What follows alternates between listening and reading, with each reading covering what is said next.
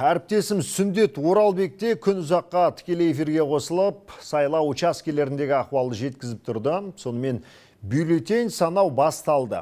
10.423 сайлау учаскесінде 25.000 қоғамдық бақылаушы жүргенін естеріңізге тағы саламын.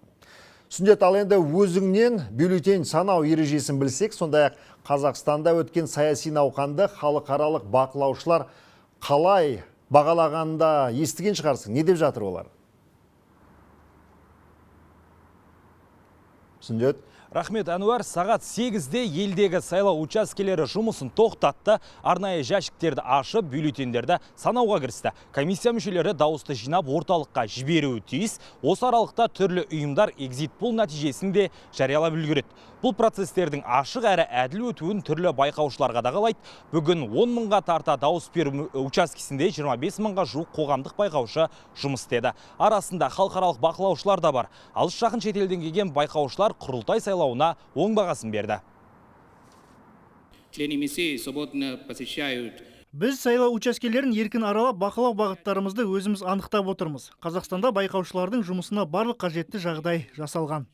Bütün seçim noktalarında барлық сайлау учаскелері техникалық жабдықталу жағынан да қызметкерлер мен сайлау комиссиясы мүшелерінің жұмысы тұрғысынан да өте жақсы ұйымдастырылып, талаптар мен заңнамаға сәйкес дайындалған. Әрбір байқаушы дауыс беру процесін, соның ішінде сайлау жәшіктерін еш кедергісіз бақылай алды. Азаматтарға жасалған осындай жағдайлардың арқасында олар Конституцияда бекітілген дауыс беру құқығын еркін жүзеге асыра алады.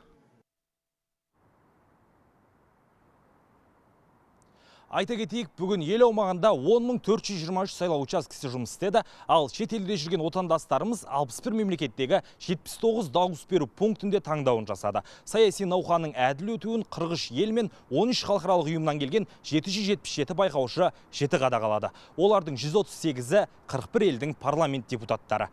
Мендегі ақпарат осы. Әнуар, сөз сіздің өзіңде. Көп рахмет, Сүндет.